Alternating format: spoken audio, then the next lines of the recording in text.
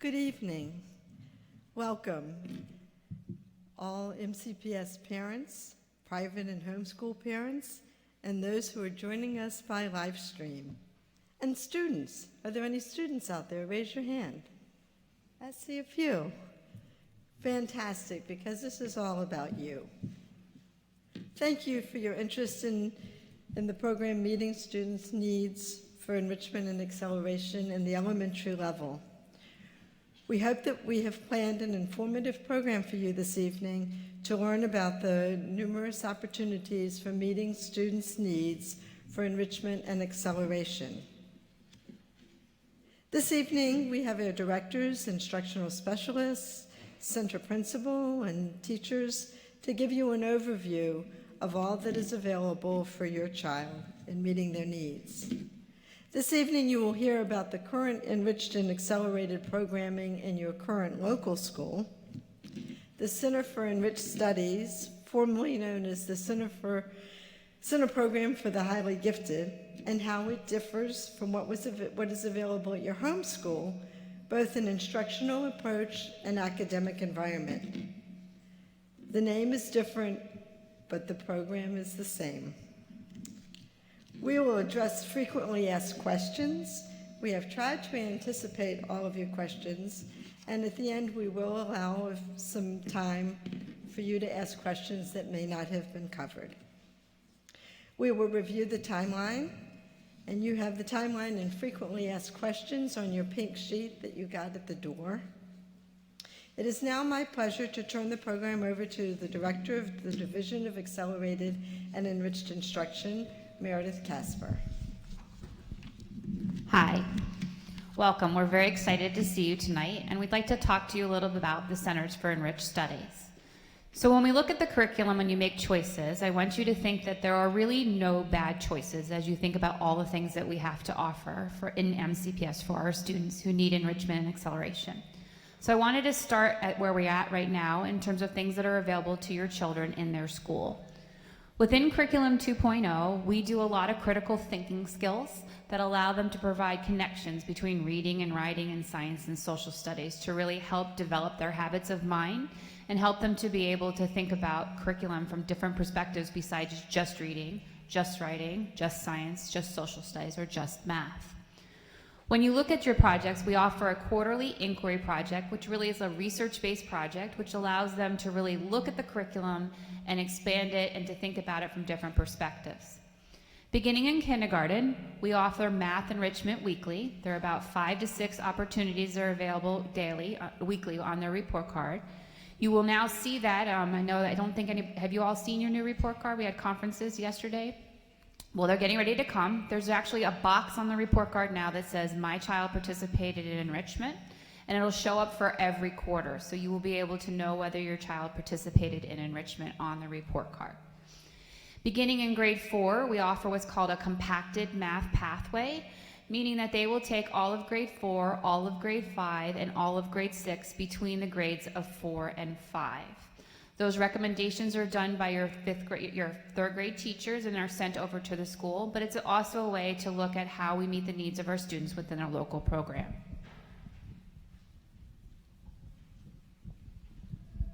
So other pieces that we have within our curriculum look at the areas of reading, language, arts.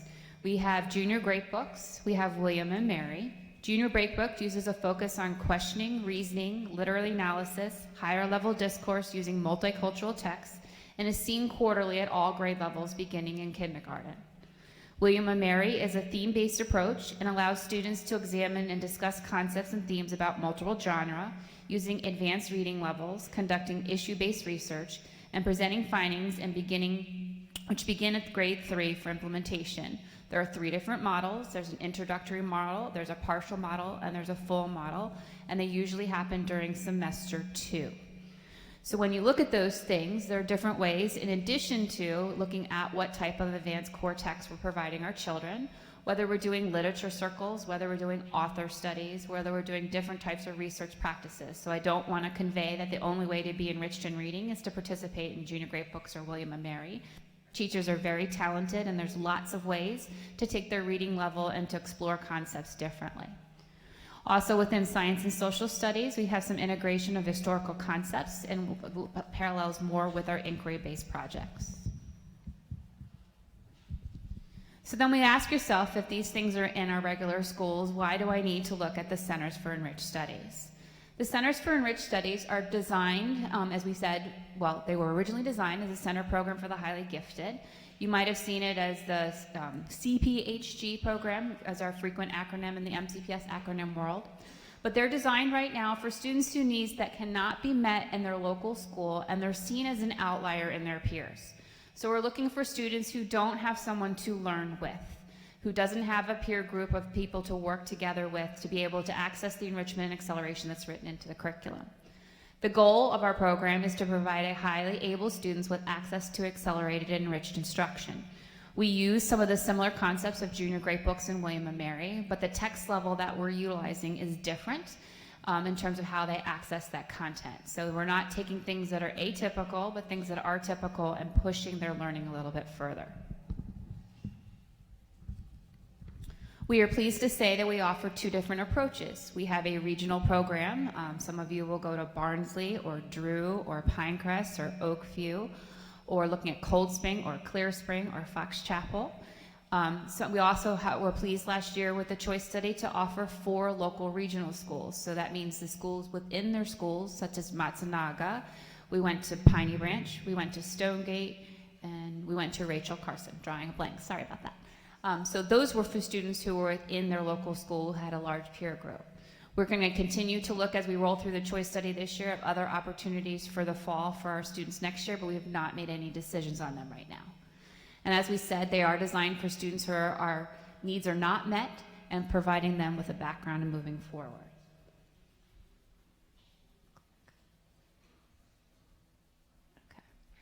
So our center programs look at an environment that provides critical thinking, risk-taking, and creative expression. They have unique academic profiles that are different than the other students that are in their classrooms in their local schools, and they need a little bit more of a stronger push as we look at moving forward. So I'm going to pass off at this time to Ms. Wanda Means-Harris, who we're pleased to have with us as a principal of Drew, to talk to you about what it looks like from the principal's perspective.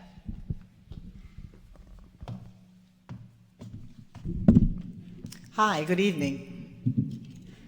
Oh, you can do better than that. Good evening. All right. So I am Wanda Means-Harris, and this is my 5th year serving as principal at Dr. Charles R. Drew Elementary School, which houses one of the center programs for the Enriched Studies. This program was developed by the Division of Accelerated and Enriched Instruction to allow participants to engage in rigorous curriculum that supports an instructional atmosphere that promotes thinking, promotes creative expression, and taps into their risk-taking about learning. It's unique, yet engaging. It taps into students' curious nature, which helps highly abled students meet their potential. As Meredith mentioned earlier, there are regional centers and local centers. Drew is a regional center, and we have students in our school actually from many schools. Last count was 18. There are lots of opportunities for students to develop as independent thinkers with project-based learning and with discussions that engage students. But as a principal, some of the things that I see are students are challenged to carry some of that thinking in the learning process, and they welcome it.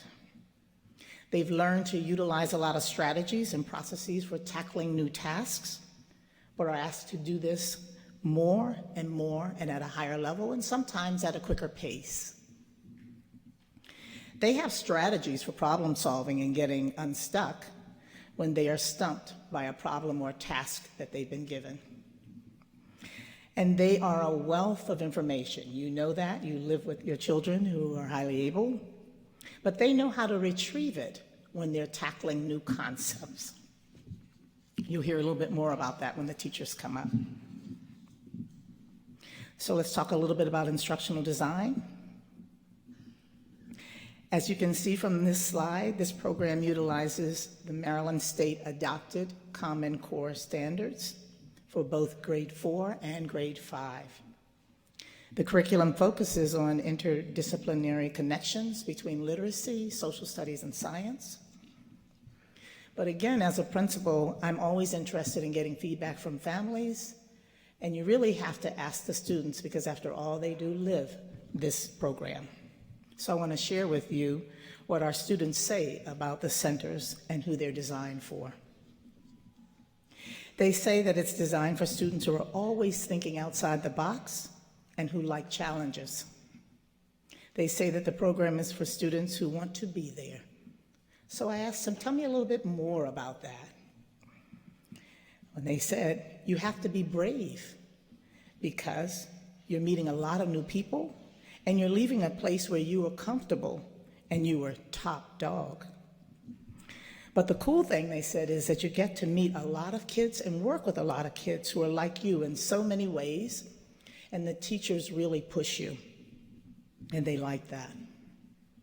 They also share that they love the topics that they're learning about, and they find the project-based learning especially very stimulating. And finally, I love this quote. I asked a couple of students, just tell me really what you're thinking. And one guy said to me, Mrs. Means-Harris, this program is exciting, but it's really challenging hard, but for real. I said, okay, I'll be sure to share that. When this curriculum was developed in 2014, AEI utilized gifted research and above grade level materials. The supplemental materials, as we mentioned before, and the curriculum resources include, but are not limited to, lots of advanced novels, junior grade books, as you heard earlier, William and Mary, and English language arts units with 6+1 traits and other identified instructional materials. At this time, I'm pleased to introduce Lauren Deschler and Sarah Melmed from Oakview Elementary.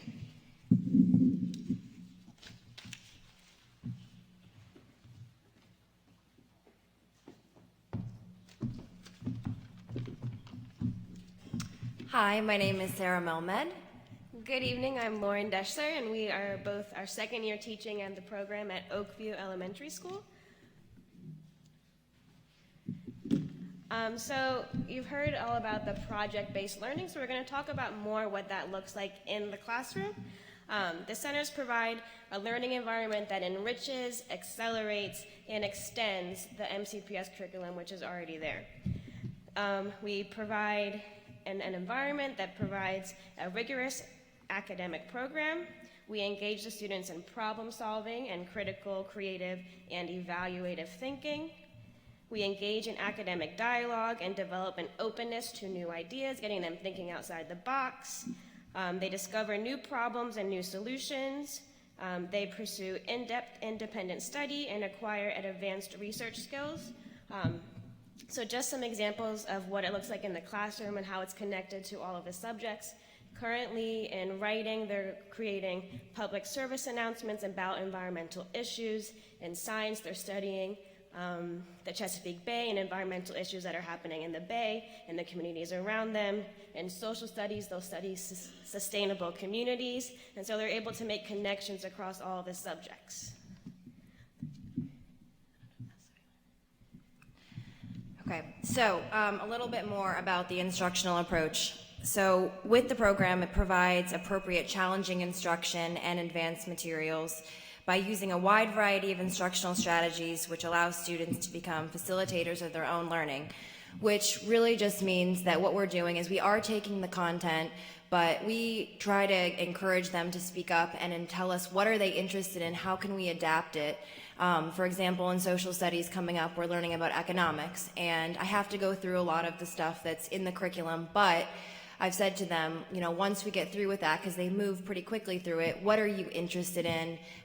What kind of projects could we study? What could we do that you would also find fun and challenging?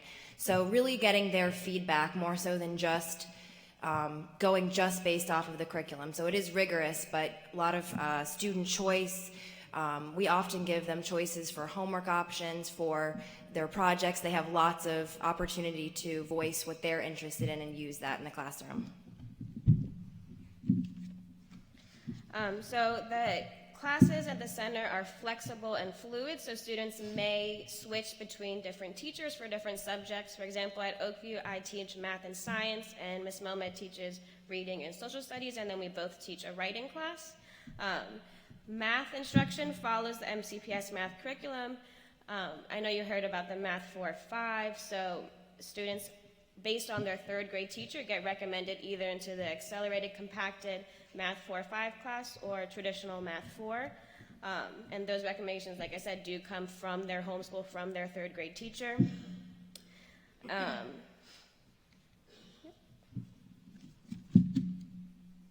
So lastly, about the participation between the center program and the rest of the school. When your child does come to the school, all students and parents are participating members in the center program and part of the school community. That can be the PTA, that's after school programs. Students are also involved in their weekly specials. I know some of the schools, some of the programs do integrate the rest of the school with like fourth graders with your students. It's not at every school, but they do try and do that. Students participate in grade level and center curriculum based field trips as determined by each center program, and students can participate in after school programs, though sometimes transportation may not be provided. Anything else you want to add? Thank you. Thank you very much.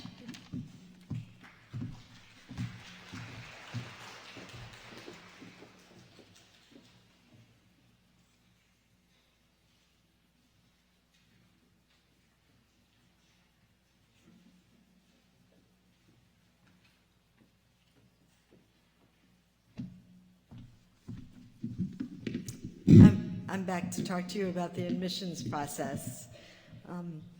You should have received information about the center programs back in September in the mail.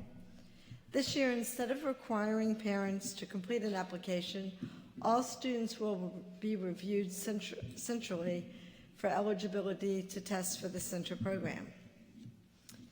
In February, you will receive notification in the mail as to whether your child will be considered for the center program. If so, they will be given an assessment at your child's school at the end of February. You may be aware of the field test that was conducted last year involving two of our centers, Fox Chapel and Drew, in which no parent application was required. This was done in an effort to increase their parent outreach, as each year we hear from parents too late saying that they knew nothing about the center program and the opportunity for their child. Instead of an application, the field test schools, every grade 3 student's performance data was centrally reviewed to identify students who may have the potential to be successful in an accelerated and enriched program that the centers have to offer.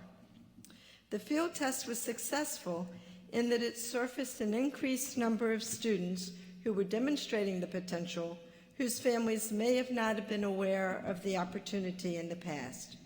Therefore, this year, there is no application. In February, all students will be reviewed for eligibility in the program. You will be notified by mail if your child will be assessed and the test date. If your child is not recommended for testing, you may still have the ability to request them to be assessed, simply by returning the form to your school. Students will be tested at the end of February and the beginning of March.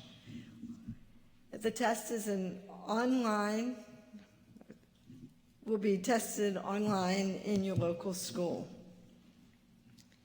In addition, we have, for private school parents, they will be tested in a central location, and information for you is available on your website, on the website.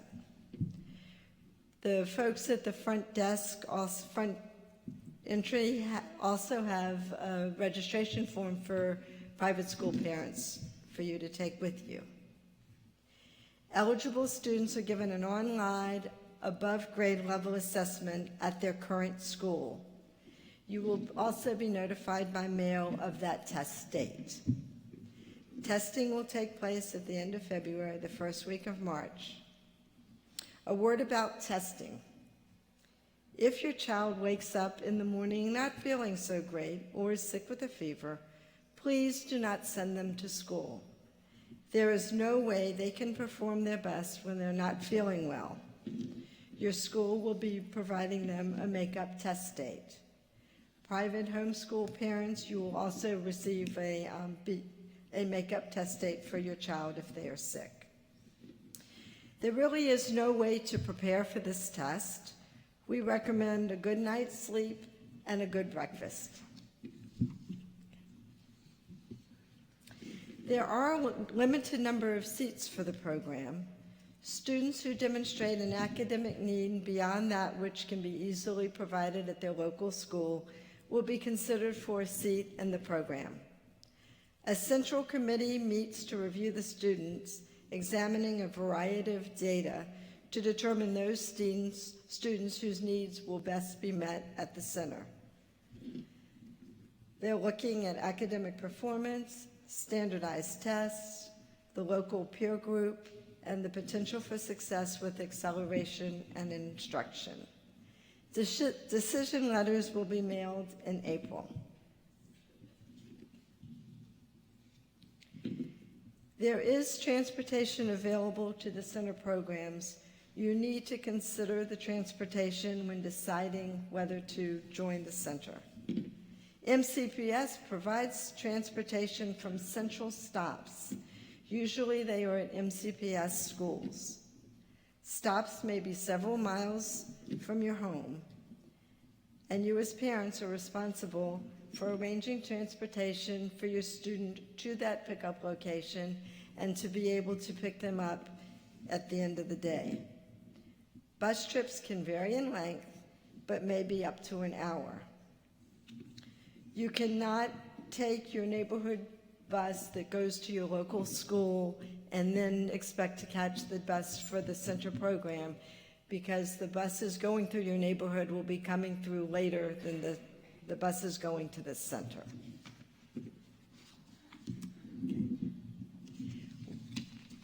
Okay, so we wanted to highlight some questions that are the frequently asked questions when you call either one of our offices. This information is in the presentation that you've already heard, but when we get what's the top number questions, these are the top questions.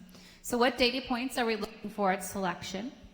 The elementary process will include the measures of adequate progress in reading and math, your instructional reading levels, and student services, and a composite of the student performance on the report card in addition to our outside assessment tools will be looked at. So it's not one piece of data that gets you in, and it's not one piece of data that gets you out, but it's looking at your child's holistic performance.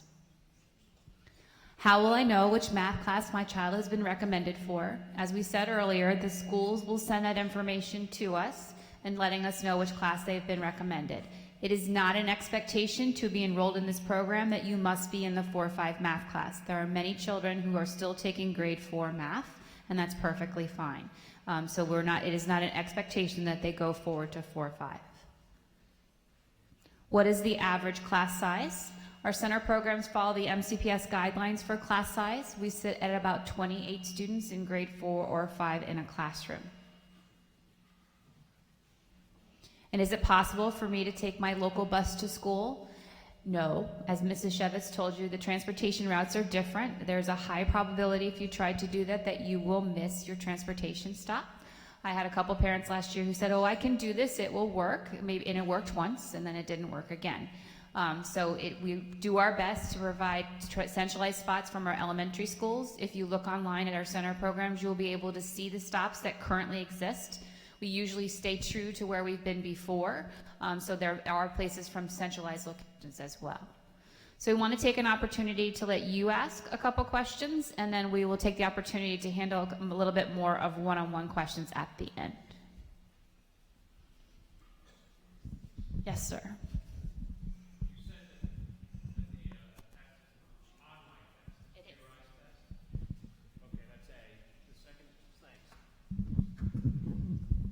Did everybody hear me? I asked if it was a computerized, okay. And the answer is yes.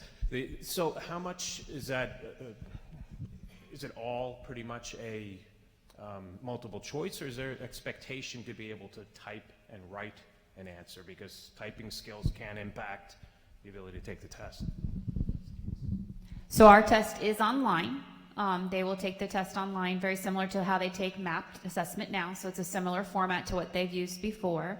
There is a writing component, but the kids are writing between 2 to 5 sentences. They're not writing paragraph or books. And we give the kids enough time to be able to provide a response. Be blinded by the light. Hello. So if for whatever reason the program doesn't work out, can they switch back to their homeschooling in the middle of the year? Great question. I'm also the former principal for Pinecrest. We ask that you stick with us until after parent-teacher conferences and hopefully to the end of December when it's a natural break. But yes, kids will traditionally not feel right when they start because you have 22 different principals with 22 different rules and 22 plus times 2 teachers with all their different rules. So it does take a while for the kids to get used to being in the program because it's a different experience for them. But we do ask that that's normal. Usually that works its way out in October, and by the time to get to conferences, you hit a groove. But yes, you are able to move back to your program at any time. Thanks. 2 questions. First, how long is the test? How long are the kids taking it? And second, you mentioned a form. So if the child isn't selected for the program, the parents can fill out a form and say, I think my child should sit and take the test. Does every person get a letter from the school? So everybody gets a letter from the school system. We look at all 3rd graders in every school. Our recommendation is we would like to test your child. If I send you that letter, you don't need to do anything. We're automatically programming for your child. If I tell you that I think your child's enrichment within their homeschool meets their needs, I'm not recommending to test your child. You can say I don't agree with you, and you check the bottom. It is a quick turnaround. We're about a 9-day turnaround, but you need to check the bottom and send it back in, and we will test your child. The test is about 90 minutes in length. Hi. So when you interview the kids, if it does, how heavy is a child's decision? We do not interview our 3rd graders. I'm going to keep walking back. I was wondering, when you talk about the other assessments, when you evaluate, are you looking at the InView testing that they did last year, and is the test that they're taking a format similar to InView? So we don't look at the InView assessment. The InView assessment is looking at gifted identification of on-grade level performance. It's the 80th percentile or higher of on-grade level performance. So it's not really a factor in this process. It is also a multiple choice test. The difference is InView is still paper pencil because the vendor hasn't made it electronic yet, but the format looks the same.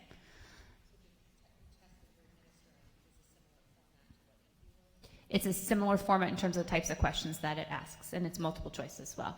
I'm going to make the camera walk with me for a second because we never get the people in the very, very back.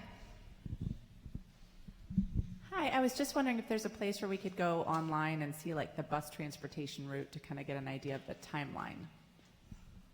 So that information is on all the local schools' websites. We'll tell their bus routes are posted on their local sites, so you choose the center you would go to, and it should be on there for you.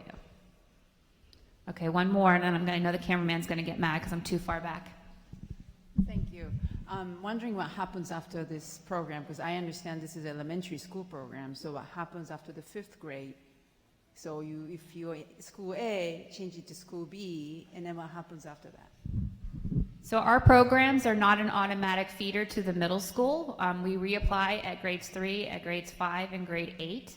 So there is not a guarantee that you go forward. There are no seats reserved for students that are coming out of the magnet. The process starts over again at this point in time. I can do you if you can talk really, really loud. I'll get you next. Sure.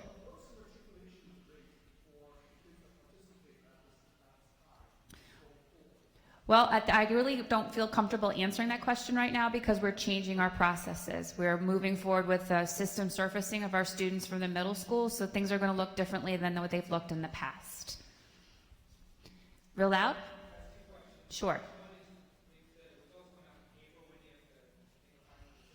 Usually it's about 2 weeks after. Mm-hmm.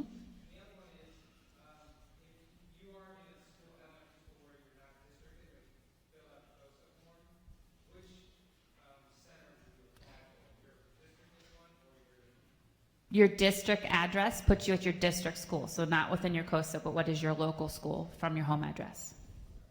So the question was, if I'm on a COSA, which school do I go to? You go to the one that you would go to from your house. Yes, ma'am? I just had a question about, are there limits on, and so if you're going to, say, Charles Drew, are there a limited number of seats that you can accept a limited number of students to that program? Ms. Harris, do you all have 2 classrooms at each grade level, or 3? So we sit to maximum class capacity. So we don't sit any higher than the maximum class size. Yes, ma'am. My question is, how many kids will be selected on average in each school, elementary school? So each school either has 2 or 3 sections at each grade level for grade 4 and grade 5. Can you talk really loud? Okay.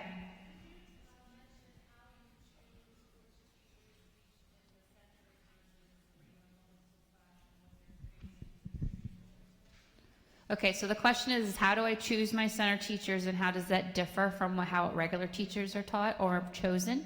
All teachers have to apply to Montgomery County Public Schools. They are selected by their principal in terms of the positions that are available. Very typically, my office will go out and sit on the interview panel. We look for teachers who have understanding of high expectations, beliefs in students, understanding of what gifted research is. I don't expect them to know it all, but I expect them to know what it means to enrich or to accelerate a child. My office does provide some training to them. We had Joy Lawson Davis come in, who is the president-elect from the National Association of Gifted Children, who worked with them this summer.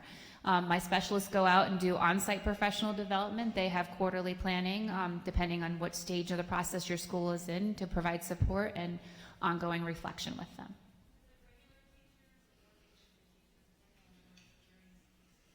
So right now, it varies because it depends on the turnover. We don't have a lot of teachers rotate out of the center programs from their positions. And we are looking for people who are now getting the state endorsement of gifted education moving into our program, but it's not an expectation. Yes, sir.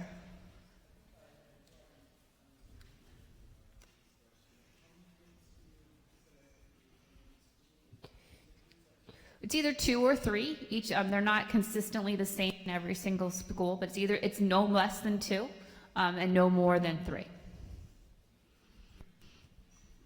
I'll come to you next. What should a child expect in terms of homework, level of homework? Is it going to be much greater at a center school versus like regular MCPS school, 4th grade? Well, we're still a regular MCPS school. What you're going to experience is the type of homework that you get is what's different. Where homework used to come very quickly and you whip through it and you were done, that 15 minutes and I don't have anything else to do. There's a little bit more of a challenge that comes with it because they're using materials that are on their reading or instructional level, and they're being asked to push their thinking a little bit further than they've done before. So most of my parents would tell me that 4th grade was a little bit of a transition and 5th grade was a breeze because they knew how to do it already. But it is a transition to learn how to think differently because I'm challenging you to think and using a lot of different things that you have not necessarily done before. I'm going to walk over here and then I'll come back to you. Yes, absolutely. You can yell, but then I have to repeat it for the mic, so I'm going to let you say it yourself. Listed among the considerations for admissions, you had student services. Could you explain what student services are in this case? Sure. We look at students who have special education needs, 504 needs, ESOL needs. We don't exclude any students from access to the program.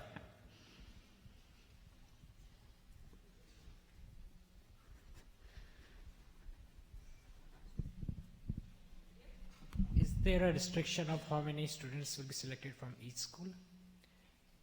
So there's not a restriction, but if you have a full class, you are not an outlier. One of our qualifying is that you serve as an outlier in your building. So we're looking for kids who need the program who don't have a peer group in their local school, but there's not a cap for each elementary school. Second question? The question is there a difference between a regional school and a local school? No. The difference is that the only kids who can get into a local school are from the local school. I'm not putting kids from other elementary schools into local school. It's an internal program. So there's a lady over here, and I see 2 hands coming down, and we're going to start to wrap it up because it's not getting warmer in here.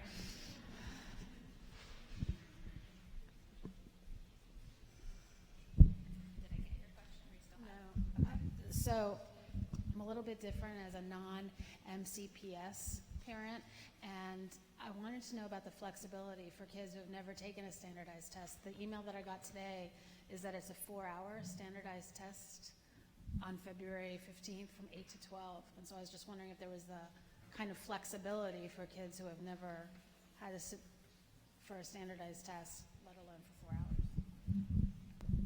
Well, the question, it's not a 4-hour test. That might include some breaks and some wiggle room because we know the kids aren't used to taking them.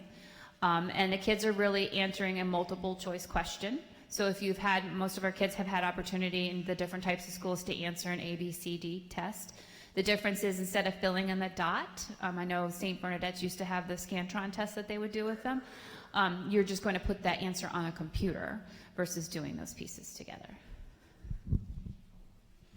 You said after this program, elementary school program, they fall back to the normal program when they go to middle school, and then the process starts over again.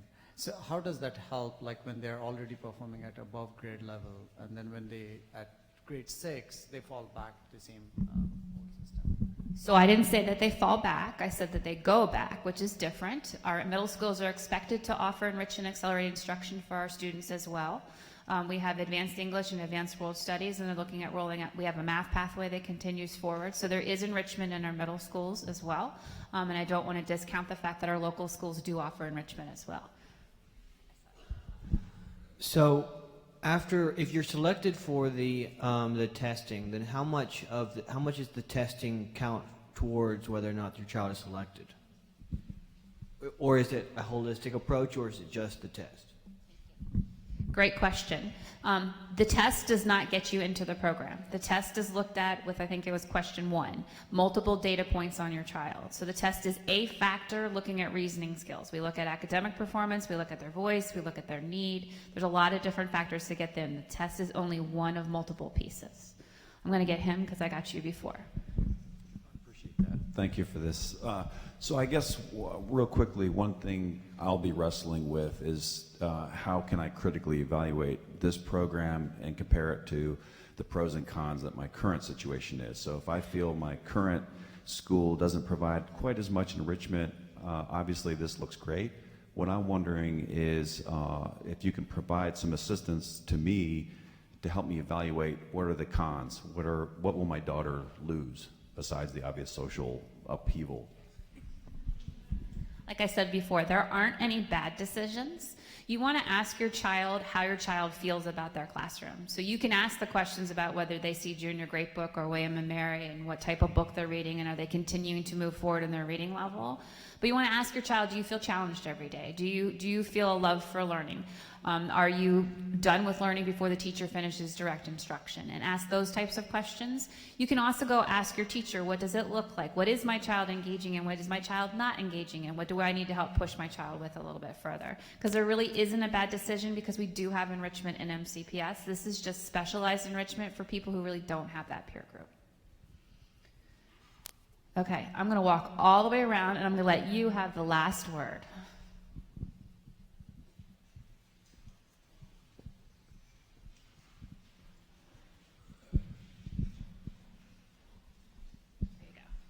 After school care provided at the centers. So after school is in most of our centers. We have kids that will either stay in that center program and go to the daycare there, or we have kids that will take the bus back and go to the daycare program they were in for 3rd grade. So it varies depending on where you're at. So I want to just finish tonight's presentation by telling you there are no wrong decisions. My office supports pre-K through 12 instruction. We look at enrichment and acceleration. We look at magnet programming. We continue to look at new opportunities for students.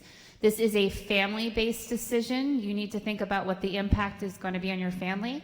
I have one child who will not get up in the morning. There's no way he would get on a bus that early in the morning to go someplace. I have another child who'll be at the bus stop about an hour before the bus gets there. So you need to think about what the impact is.